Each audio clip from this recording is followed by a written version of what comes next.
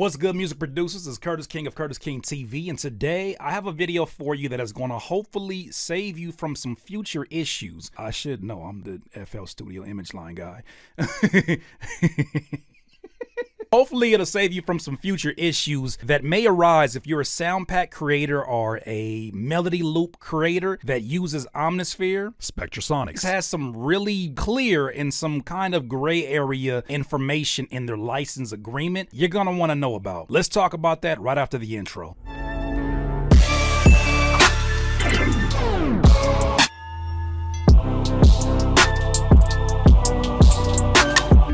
Okay, music producers, so first and foremost, if this is your first time watching one of my videos, hit that subscribe button. I mean, this ain't the first time you heard this on YouTube. Hit the subscribe button, hit the like button, especially if you found this to be helpful. And I do believe this will be helpful for those of you that are making sound packs, you're creating melody loops, and even if you're putting them out there for free, there's some terms in here you're gonna wanna pay attention to. How did I discover this? I didn't always do this, but this is a habit that I learned from one of the homies named Awesome, is he always checks the license agreement. And as I start to get more into sound design, as I start to use some of these VSTs as sort of a base starter for me so that I can kind of sound design and kind of just tweak the things that I want to mess around with, it makes me want to look at the license agreement to make sure I still have the right to do that and the usage to sell it. Obviously, I bought the Omnisphere that I have, and obviously I have some rights.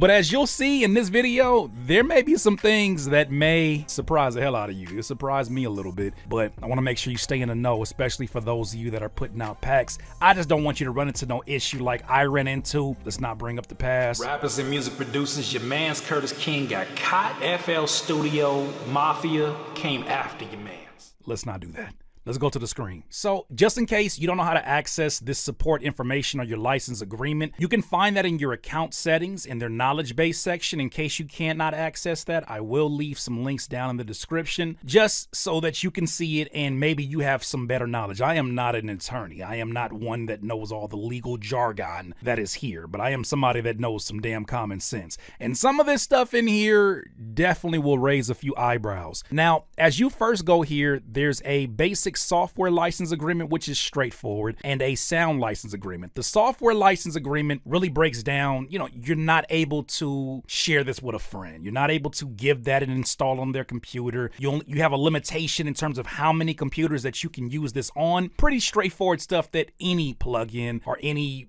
virtual instrument is going to tell you about. The sound license agreement is where it starts to get a little bit tricky, and specifically their frequently asked questions section. So let's go ahead and break down the sound license agreement. It says the license to use the Spectrasonics virtual instruments and the sounds they contain is granted to a single user only. You cannot transfer ownership of Spectrasonics virtual instruments nor the sounds or programs they contain without first obtaining a license transfer from Spectrasonics. Straightforward. We've heard that before. We understand that that's pretty much the normal protocol. Reproduction or duplication of these collections, I'm assuming that is the sounds, or any of the sound recordings contained therein, either as they exist on the disc or by any means of reformatting, mixing, filtering, resynthesizing, processing, or otherwise editing for use in another product or for resale, is strictly prohibited without the express written consent of Spectrasonics.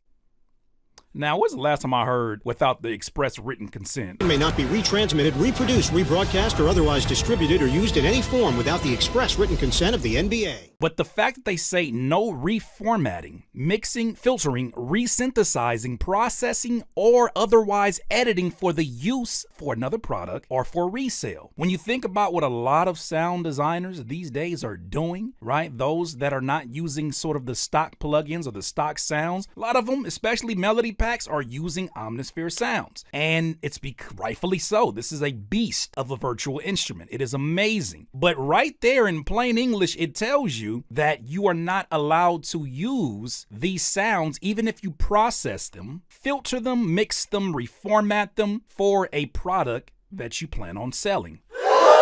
Now, you could argue a few different perspectives on this one. What you cannot argue is this frequently asked questions section. This is where things were like, damn.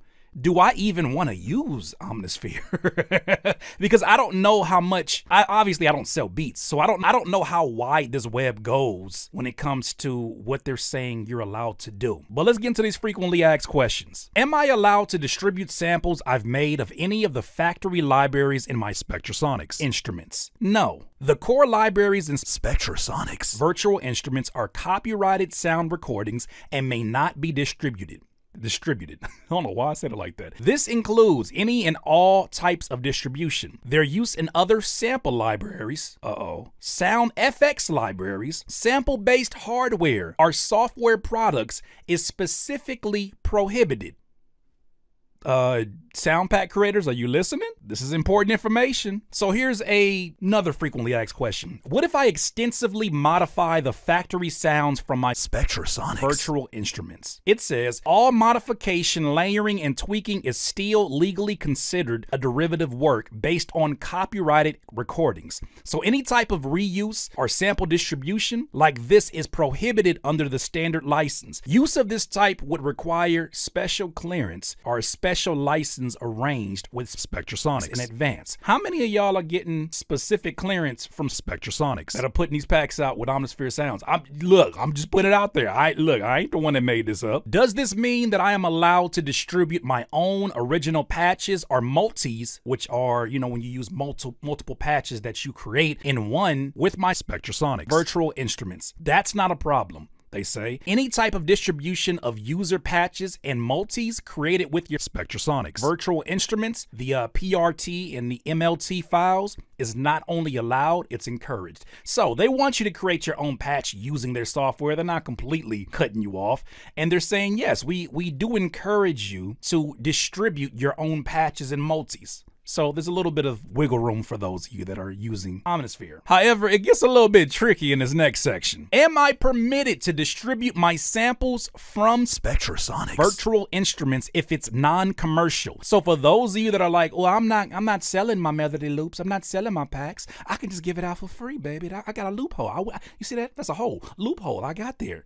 They got an answer for you too. No is the answer. There's no distinction between commercial and non-commercial distribution. The posting or sharing of your samples of Spectrasonics virtual instrument presents the same legal issues as commercial distribution. So no, not even your free loops and melody ideas that you're creating, that you're putting out there for some form of distribution, whether it's commercial or non-commercial, is still prohibited because they are still copyrighted and they're still protected by those copyright laws. So they're probably asking the same question you're asking at this point, the person that is asking, the imaginary person asking this question. But if Spectrasonics sampled other manufacturers' instruments to make sound sources for Spectrasonics virtual instruments, why can't I use Spectrasonics virtual instruments for my sampling project? This seems inconsistent. They say for the core library, Spectrasonics researched and obtained all necessary legal clearances to use each of the original samples we created that incorporate other manufacturers' instruments. So you may be saying, well, how are you gonna say that you own the sound so much that I can't even use them for commercial or non-commercial distribution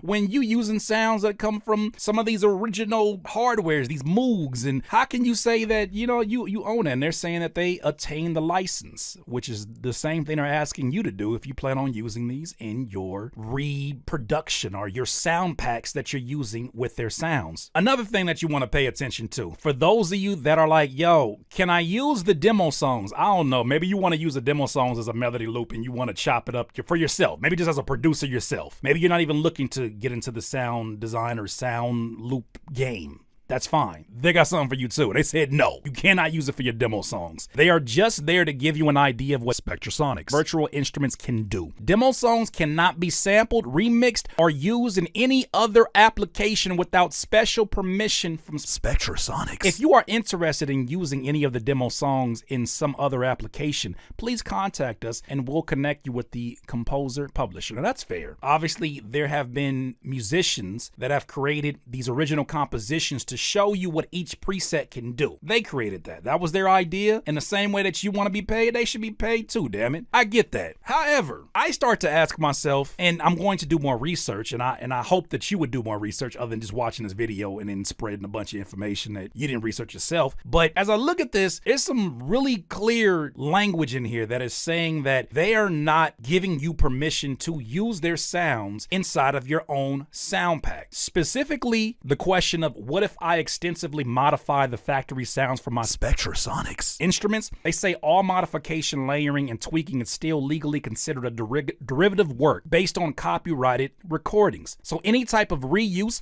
or sample distribution like this is prohibited under the standard license.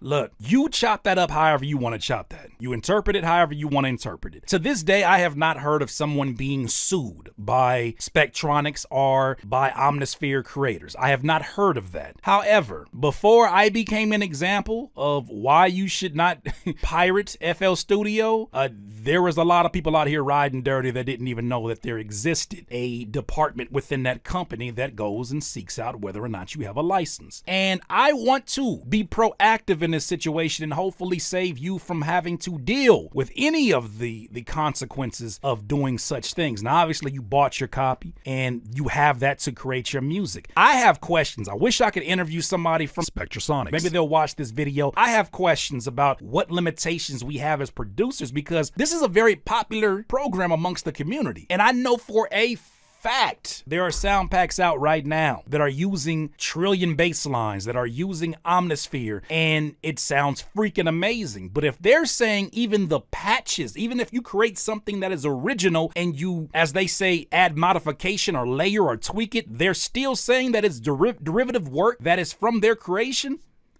I got questions. Maybe some of you have done more research on this, maybe you haven't, but I thought it was something worth bringing up to the community. Thank you for watching today. If you have any other explanations, or maybe you have your own perspective on things, or maybe you found something I did not find, like I said, these links are going to be in the description below. Please share this. This is not me gaslighting. This is not me trying to create no controversy. This is me putting something on your radar so that maybe you might want to start looking into your other instruments that you are buying, because this is not a cheap program. I better be able to do something with this. I don't know if this extends into those of you that are selling beats that obviously are modifications of these presets, and I don't know how aggressive they are about that, but I thought it was worth bringing up. If you enjoyed today's video, if you found it helpful, if you at least let it tickle your eyebrow and made you look up like this, like what the hell is going on here, like the video, leave a comment, share it for sure, share it amongst other producers who need to see this, because this is a very popular program, a program that I love so much, but it's got me second guessing what exactly I want to do with this program if it is that strict about what they're saying. No samples. Look, man, what do you mean? This is a new day. We're in 2021. There's a lot of producers that are out here putting out melody loops. So I just think some clarity on this is important. But outside of that, like I always say, in this life, you will not be full of life until you decide to live life to its fullest. Once again, I am Curtis King of Curtis King TV, and also my own sound design company, Slap Experts, slapexperts.com. Come check us out. Have a good one.